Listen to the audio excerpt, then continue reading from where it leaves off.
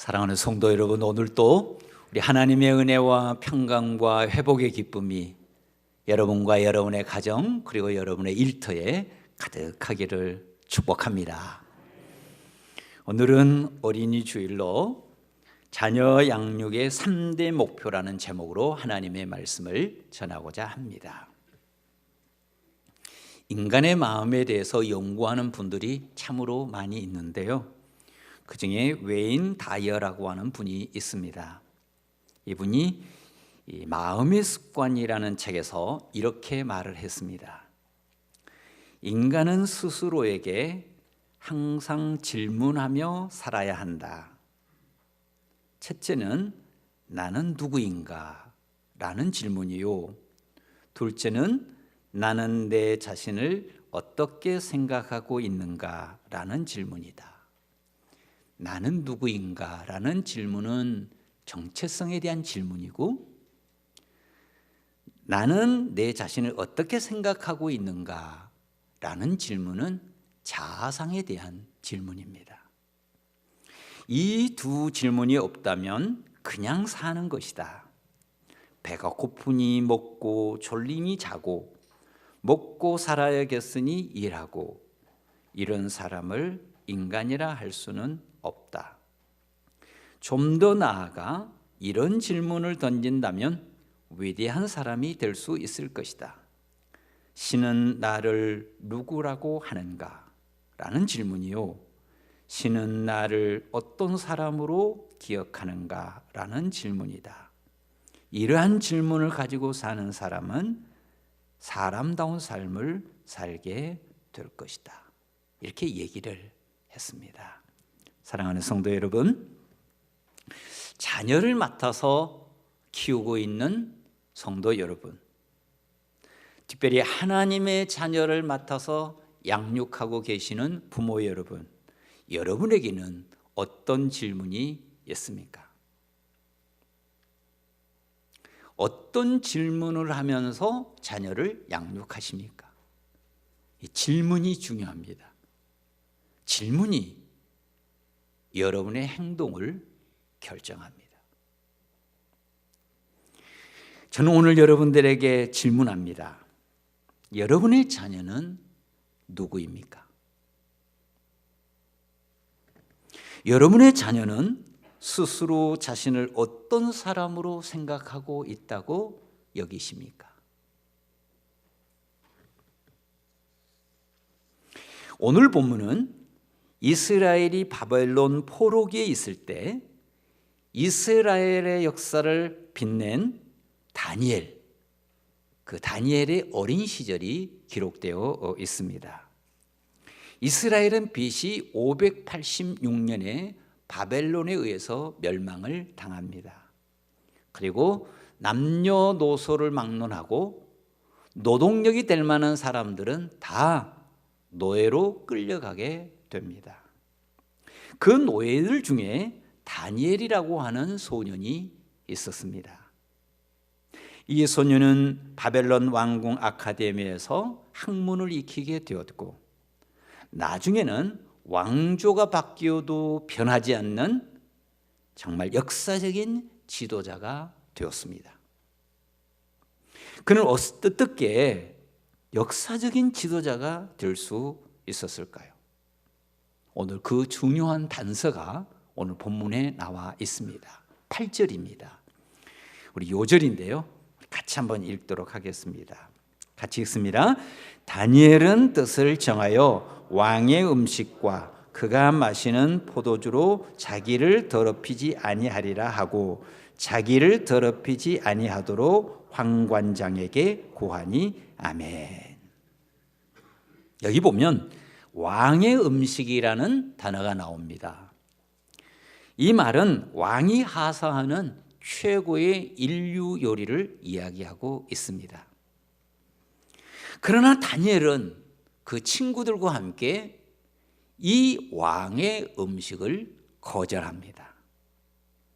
그리고 물과 채소만 먹기로 결단합니다. 여러분, 어떻게 이런 결단을 할 수 있을까요?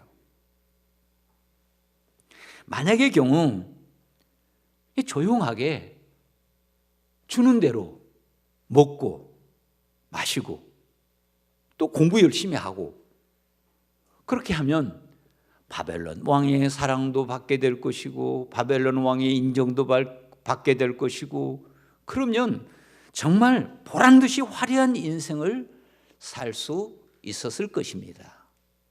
그런데 다니엘은 그렇지 않았습니다. 바벨론 왕이 이스라엘의 왕족과 귀족들의 자제들에게 특별한 혜택을 제공하고 있는데요, 이것은 그들을 우대하기 때문이 아닙니다. 사실은 바벨론 왕에게 절대 복종하도록 하는 치밀한 전략입니다. 따라서 왕의 음식을 거절하면 왕에 대한 반항으로 오해를 받을 수도 있고 왕궁 아카데미에서 추방될 수도 있습니다. 그런데 도대체 다니엘은 어떻게 이런 결단을 할 수 있었을까요? 누가 이렇게 가르쳤을까요? 제사장이 가르쳤을까요? 아니면 랍비가 가르쳤을까요? 저도 그런가 싶어서 조사를 해보았습니다. 그랬더니 이스라엘이 멸망할 당시에 제사장이나 랍비의 존재감은 없습니다. 그렇다면 누가 다니엘을 가르친 것입니까? 이렇게 결단할 수 있도록 가르친 사람이 누굽니까? 그것은 그들의 부모, 다니엘의 부모라고 확신합니다. 부모 외에는 그들을 가르칠 사람이 없었습니다. 그러면 여러분, 부모들은 다니엘에게 무엇을 가르쳤을까요? 부모들은 다니엘에게 어떻게 가르쳤을까요? 도대체 어떻게 가르쳤길래 이런 엄청난 결단을 할 수 있었을까요? 다니엘의 부모님들은 부모로서의 자녀 양육의 목표는 무엇이었을까요? 저는 목표가 참 중요하다고 생각합니다. 목표가 있는 사람의 삶과 목표가 없는 사람의 삶은 완전히 다릅니다. 목표가 없는 사람은요, 순간순간 흔들려요. 누가 옆에서 얘기하거나 유행에 따라서 수없이 흔들립니다. 그래서 자녀 양육에 대한 목표가 분명하지 않는 사람은 이웃집 아주머니를 따라갈 가능성이 무척이나 높습니다. 여러분은 자녀 양육에 어떤 목표를 가지고 있습니까? 어떤 목표를 가지고 자녀를 양육하면 다니엘 같은 훌륭한 사람을 키울 수 있을까요? 자녀를 키우고 있는 모든 부모들의 한결같은 소망이 있다면 자녀가 다니엘 같은 사람이 되는 것입니다. 오늘 저는 여러분들에게 자녀 양육의 3대 목표를 전하고자 합니다. 여러분이 기록도 하시고 또 외우시고 어디다 붙여두시고 그 목표를 가지고 기도하시고 그 목표를 가지고 실행할 수 있기를 소망합니다. 그러면 제가 첫 번째 말씀드립니다. 자녀 양육의 목표 첫 번째, 하나님의 사랑에 거울되기. 하나님의 사랑의 거울이 되어서 자녀들에게 끝없이 하나님의 사랑을 비춰주는 겁니다. 인간은 누구나 사랑받고자 하는 욕구가 있습니다. 이것은 모든 인간의 기본 욕구입니다. 그런데 이 사랑의 욕구가 충분하게 채워지지 않으면 건강한 자아상을 가질 수가 없게 됩니다. 그리고 한평생 이 사랑에 대한 목마름을 가지고 살게 됩니다. 그러다가 누군가 그를 사랑한다 싶으면 분별력을 잃어버리고 크게 흔들리고 또 사단에 미혹될 가능성이 무척이나 높습니다. 그런데 여러분, 다니엘은 왕궁 아카데미에 들어가서 공부하던 중에 이런 왕의 특혜를 거부하는데 여러분 어떻게 거부할 수 있죠? 그것은 하나님의 사랑에 대한 절대적인 믿음입니다. 하나님이 나를 사랑하신다. 하나님이 나를 보호하시고 하나님이 나를 지키시고 하나님이 나와 동행하신다. 나는 하나님의 사랑받는 사람이라고 하는 확신이 없이는 이런 거부할 수 없습니다. 사랑하는 성도 여러분, 하나님의 사랑에 대한 확신을 가지고 있는 사람은 세상의 미혹에 흔들리지를 않습니다. 여러분의 자녀가 하나님의 사랑에 대한 확신이 가득하기를 소망합니다. 하나님은 특별히 이스라엘 민족을 사랑하셨습니다. 아브라함으로부터 시작된 하나님의 사랑은 모세를 거쳐 다윗에 이르게 되었고, 이사야, 예레미야, 에스겔 등 수많은 선지자들의 입을 통해서 하나님이 얼마나 그들을 사랑하는지 끝없이 보여주었습니다. 다니엘의 부모들은 이 하나님의 사랑을 매일 이 사랑하는 아들에게 거울로 비춰주는 것입니다. 다니엘아, 하나님은 우리 민족을 특별히 사랑하신단다. 우리가 애굽의 노예로 살고 있을 때 하나님은 모세를 보내셔서 우리를 구원해 주셨지. 우리 민족의 역사는 하나님의 사랑의 역사란다. 우리나라의 멸망도 알고 보면 하나님의 진실한 사랑이시지. 우리 민족이 하나님을 떠나 우상을 숭배했기 때문에 하나님이 잠시 우리에게 시련을 주시지만 하나님은 반드시 이곳으로 다시 돌아오게 하실 거야. 하나님이 우리 민족을 사랑한다는 것과 하나님이 너를 사랑한다는 것 어느 한순간도 잊지 마라. 너는 기억해라. 야곱아, 너를 창조하신 여호와께서 지금 말씀하시느니라. 이스라엘아, 너를 지으신 이가 말씀하시느니라. 너는 두려워하지 말라. 내가 너를 구속하였고 내가 너를 지명하여 불렀나니 너는 내 것이라. 내가 물 가운데로 지날 때에 내가 너와 함께 할 것이라. 강을 건널 때에 물이 너를 침몰하지 못할 것이며 내가 불 가운데로 지날 때에 타지도 아니할 것이요 불꽃이 너를 사르지도 못하리라. 할렐루야. 하나님의 말씀을 계속해서 비춰주는 겁니다. 다니엘의 부모님들이 하나님의 말씀을 비춰주고 하나님의 말씀, 하나님의 사랑을 끝없이 그 귀에 들려주는 거죠. 부모 여러분, 여러분은 여러분의 자녀들에게 하나님의 사랑을 얼마나 비춰주고 있습니까? 여러분의 자녀들은 하나님의 사랑에 대해서 얼마나 확신하고 있습니까?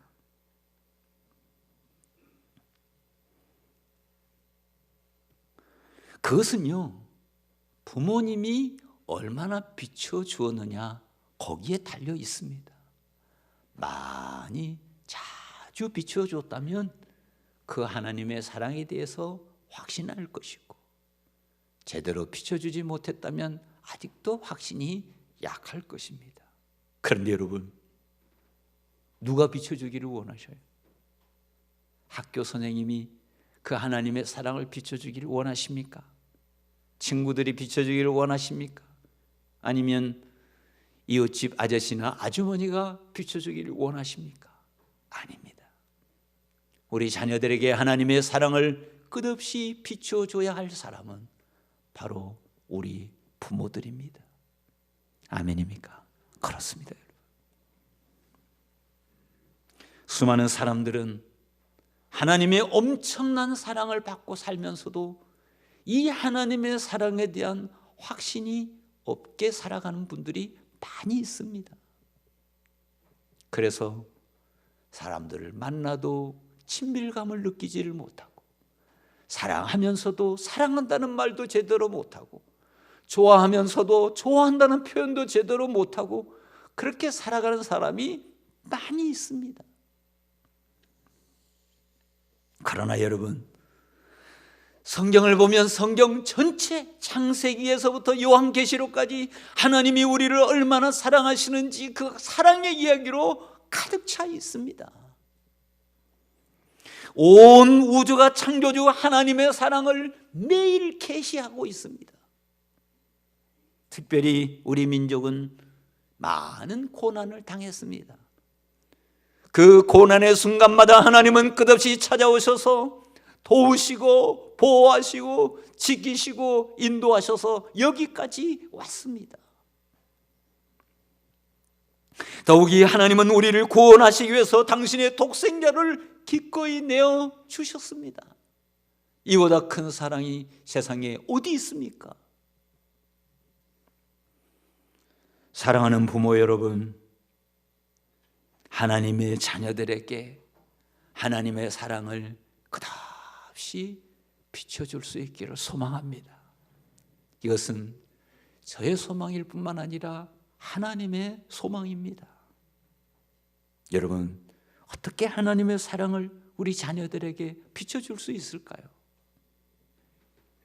제 생각에는 하나님의 사랑 이야기를 많이 들려주는 것입니다.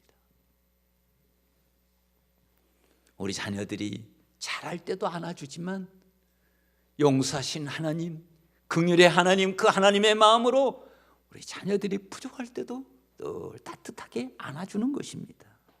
그리고 사랑을 자주 표현해 주시는 것입니다. 하나님은 너를 사랑하신단다. 너는 하나님의 기쁨이야. 엄마도 너를 사랑해. 너를 보면 이 아빠는 더 행복하단다. 끝없이 들려주는 거죠.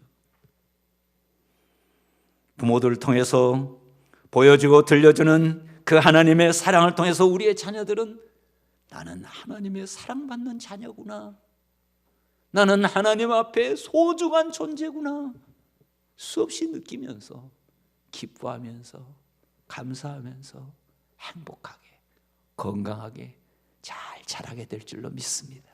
꼭 기억하십시오. 첫 번째, 하나님의 사랑에 거울 되는 것. 두 번째, 자녀 양육의 목표. 두 번째는 하나님의 은사의 물주기입니다. 하나님의 은사, 하나님이 주신 선물에 끝없이 물을 주는 거예요. 인간은 누구나 사랑받고 싶은 욕구가 있듯이 인정받고 싶은 욕구가 있습니다. 이것도 기본적인 욕구입니다. 만일 어린 시절에 이런 사랑을 제대로 받지 못하면 늘 굶주리고 살다가 누구든 자기를 인정해 주는 사람이 있으면 분별력 없이 자기의 목숨까지 내어 던지는 것입니다. 다니엘은 어떻게 맛 좋은 고기를 거부할 수 있었을까요? 고기를 먹어야 건강할 텐데, 고기를 먹어야 힘이 나지 않겠습니까? 그래서 팔씨름을 해도 이기고 축구를 해도 이기고, 그래야 공부를 잘할 수 있죠.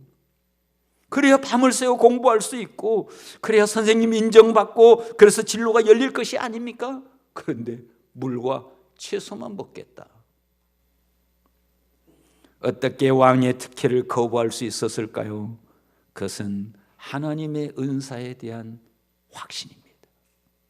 나는 엄청난 하나님의 은사를 받고 산다. 나는 엄청난 하나님의 선물을 받고 살아가고 있다. 이 확신이 있는 거예요. 하나님의 은사는 하나님의 선물입니다. 지금 우리가 누리고 있는 모든 것은 사실은 다 하나님의 선물입니다. 아멘입니까? 그렇습니다. 우리가 뭐 가지고 나온 게 있습니까? 다 하나님이 주셔서 우리가 살아가고 있죠. 중요한 것은 어디에 물을 주느냐, 그런 얘기입니다. 여러분 부모님들 중에서 혹시 여러분이 여러분의 자녀의 약점에 물을 주고 있다면 큰일입니다. 여러분 자녀의 성적이나 특기가 여러분의 기대에 미치지 못해서 여러분이 너는 그것도 못하니? 그래서 앞으로 뭐가 될 거니? 만약의 경우 이런 비난을 하고 있다면 여러분, 이건 정말 회개해야 됩니다. 그 아이는 부정적인 자아상을 갖게 되고 남들이 나중에 커서 남들이 칭찬을 해도 그 칭찬을 받아들이지를 못합니다. 제가 한 번은 우리 집사님 한 분이 옷을 이쁘게 잘 입고 오셨더라고. 그래서 아이고 집사님 옷을 너무나 이쁘게 잘 입으셨네요. 그랬더니 그분이 하는 얘기가, 여러분 같으면 뭐라 그러겠어요? 아이고 목사님 이렇게 예쁘게 봐주셔서 고마워요. 이러지 않겠어요? 그분은 뭐라 그러냐? 목사님 남대문에서 2만 원에 샀는데. 이렇게 얘기하는 거예요. 제가 너무 마음이 아팠습니다, 여러분. 칭찬을 받아본 적이 없는 거예요. 어색해. 이런 사람은요, 자기의 실수에 대해서는 아주 잔인합니다. 작은 실수를 해놓고도 내가 이런 실수를 하다니 나는 정말 구제불능이야. 마음이 아파요. 마음이.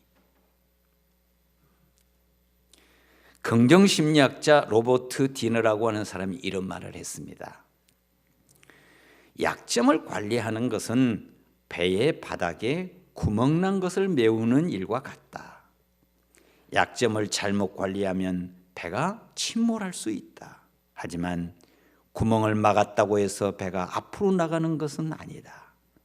앞으로 나가게 하는 것은, 사회에 공헌하는 것은 강점을 통해 가능해진다. 그렇게 얘기를 했습니다. 강점이 중요합니다. 하나님이 주신 강점, 거기다 물을 부어줘야죠. 여러분은 어디다 물을 붓고 있습니까? 하버드 대학에 다니엘 콜먼이라고 하는 교수가 있는데, 이분이 이 사회에 크게 공헌한 사람들을 연구를 했습니다. 사회학적으로 분석을 한 거예요. 그리고 그 논문의 결과를 뭐라고 발표했느냐 하면, 사회적인 공헌은 IQ가 20%, EQ가 80%다. 이렇게 결론을 냈습니다.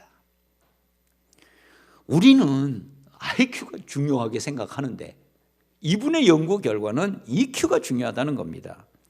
그럼 IQ라고 하는 것은 구체적으로 뭐냐 하면, 머리가 좋다는 건데 지식이 많고 재능이 있고 또 기술이 있고, 그것을 다 IQ라고 보는 거예요. EQ는 뭐냐? EQ는 감성이라는 거예요. 감성. 그럼 감성은 뭐냐? 감성은 우리의 마음을 얘기하고 있습니다. 더 정확하게 말하면 우리의 내면, 인격, 가치관, 태도, 성품, 그 다음에 정체성, 그 다음에 자아상, 그 다음에 열정, 사명, 목적, 비전, 이런 것들이 다 감성 지수에 해당하는 것들입니다. 이게 중요하다는 거예요. 여기에 공헌할 수 있는 80%의 요소가 들어있다는 겁니다. 아무리 지능이 높아도 감성 지수가 낮으면 그 지능이 소용이 없다는 거예요. 사회적인 공헌은 지능이 있지 않고 감성에 있다. 이것이 이분의 주장입니다. 사랑하는 성도 여러분, 여러분은 어디에 물을 주고 계셔요?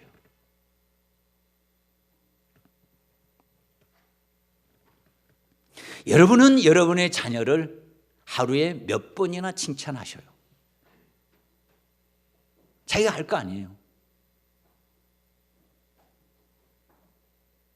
칭찬 한 번도 받아보지 않는 그런 분이 있었어요. 그래서 설교를 듣고 어머니에게 가서 물었대요. 어머니, 왜 어머니는 우리를 키울 때 한 번도 칭찬을 안 하셨나요? 근데 어머니가 얘기하더랍니다. 어느 부모치고 칭찬하고 싶지 않는 부모가 있겠느냐. 그러나 내가 칭찬하면 너희들이 잘못될까 봐 그런 거지. 이 칭찬이라고 하는 것은 긍정적인 요소도 있고 부정적인 요소도 있습니다, 여러분. 그러나 칭찬은 중요하죠. 그런데 자신이 없다면, 그래도 여러분의 마음에 칭찬하면 여러분이 자녀가 잘못될 것 같거들랑, 그러면 칭찬은 두시고 인정을 하세요. 인정. 칭찬과 인정은 다릅니다. 칭찬은 그 사람의 행동을 잘했을 때 긍정적 피드백을 주면 칭찬이 되는 것이고, 인정이라는 것은 행동이 아니라 그의 내면이에요. 제가 좀 전에 얘기했었던 인격이라든가 가치관이라든가 태도, 성품, 믿음, 또는 그 사람의 정체성, 자아상, 열정, 사명, 목적, 비전, 이런 것들에 대해서 긍정적 피드백을 하면 이것을 인정이라고 얘기합니다.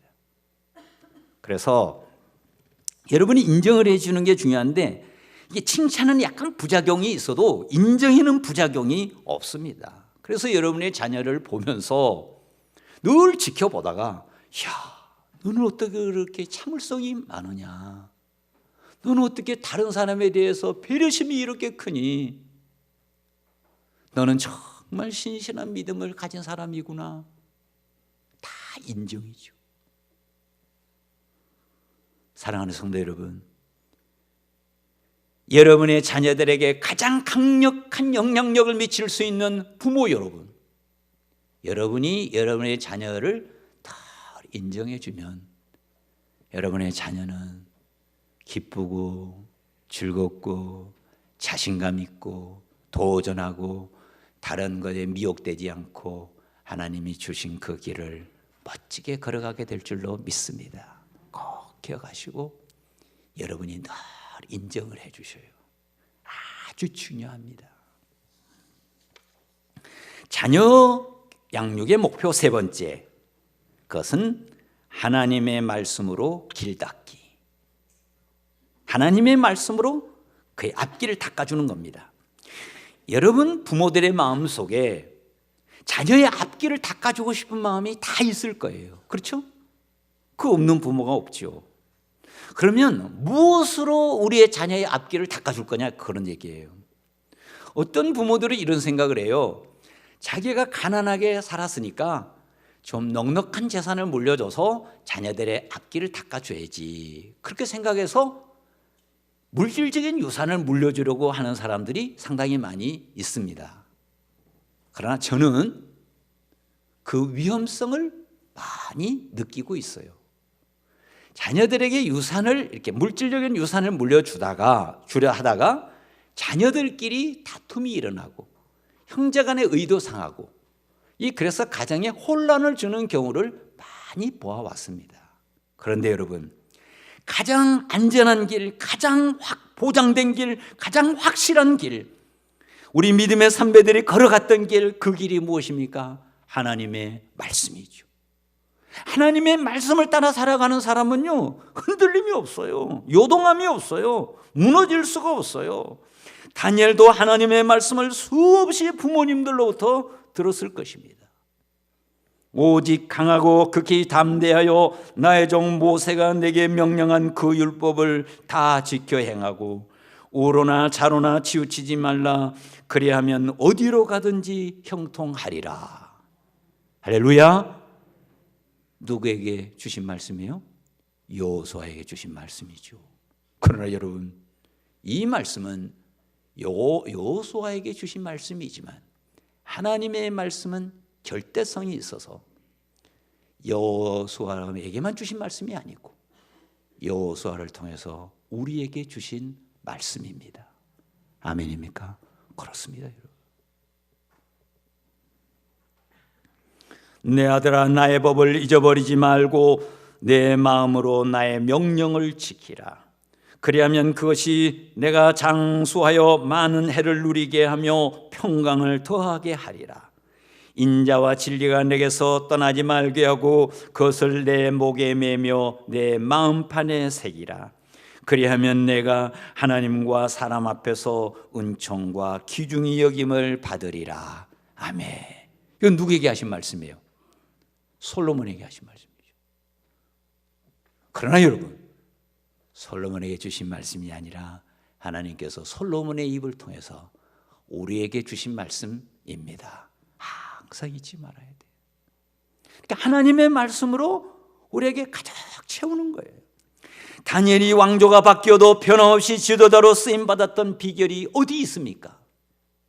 남다른 처세술입니까? 탁월한 임기응변입니까? 아닙니다. 영원한 진리, 하나님의 말씀을 따라 산 겁니다. 하나님의 말씀을 따라 사는 사람을 무너뜨릴 수가 없는 거예요. 다니엘을 무너뜨리려고 하는 사람이 얼마나 많았겠습니까? 왕조가 바뀌면 다 바뀌는 거예요. 그런데 바뀌지 않는 거예요. 왜요? 하나님의 말씀, 그 말씀을 따라 살아가는 것입니다. 하나님의 말씀이 그의 마음에 확실하게 새겨져 있습니다. 이 새긴다는 말이 중요해요. 한두 번 말해가지고 새겨지는 게 아닙니다.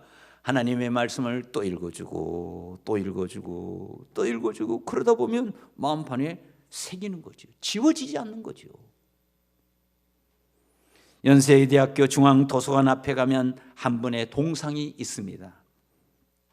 그 동상은 연세대 총장으로 계시던 백남준 박사의 동상입니다. 그런데요, 그 아버지가 누군지 아셔요? 무당이었습니다. 어느 날 무당이 막 춤을 추면서 행사를 하고 있었는데 그 옆을 지나던 전도사님 한 분이 있었습니다. 성령의 감동을 받아 저 사람의 복음을 전해야 되겠다, 이런 마음이 든 거예요. 그래서 그 안에 들어갔습니다. 기회를 봐서 그 사람에게 크게 소리쳤어요. 자식들 망할 짓 그만하고 예수 믿고 천당 가시오. 크게 소리를 쳤어요. 근데 여러분, 이 말이 이 사람에게서 떠나지를 않는 거예요. 집에 돌아가도, 밥을 먹으면서도, 잠을 자면서도, 그 다음날 또 춤을 추는데 또 이 말이 생각이 나는 겁니다. 그러니까 춤이 안 춰지는 거예요. 뭐 이렇게 해야 되는데 안 돼요. 그래서 결국은 교회로 찾아왔습니다. 그래서 예배를 드리다가 하나님의 말씀을 듣고 감동이 되어 예수님을 구주로 영접합니다. 그리고 그의 인생이 바뀌어요.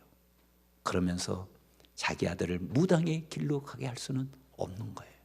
그래서 이분은 기도하면서 사랑하는 아들에게 끝없이 하나님의 말씀을 전해주었습니다. 아침에 학교 갈 때도 하나님의 말씀을 읽어주고, 돌아와서 잠잘 때도 또 하나님의 말씀을 읽어주고, 늘 하나님의 말씀으로 키우고 또 키웠어요. 그랬더니 그 아들이 백남준 박사가 된 것입니다.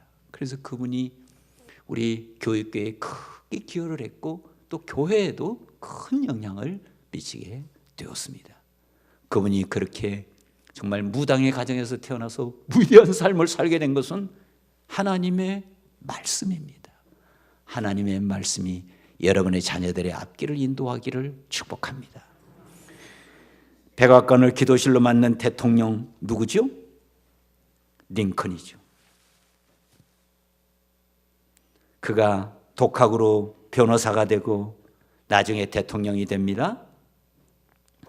그 사람을 이렇게 연구해 보면 그 사람이 위대한 지도자가 될 수 있는 어떤 조건이 하나도 보이지 않아요.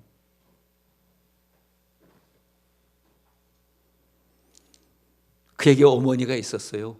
친어머니는 일찍 돌아가시고 친어머니 아닌 분이 어머니로서 돕는데 그 어머니도 10살 땐가 세상을 떠나요.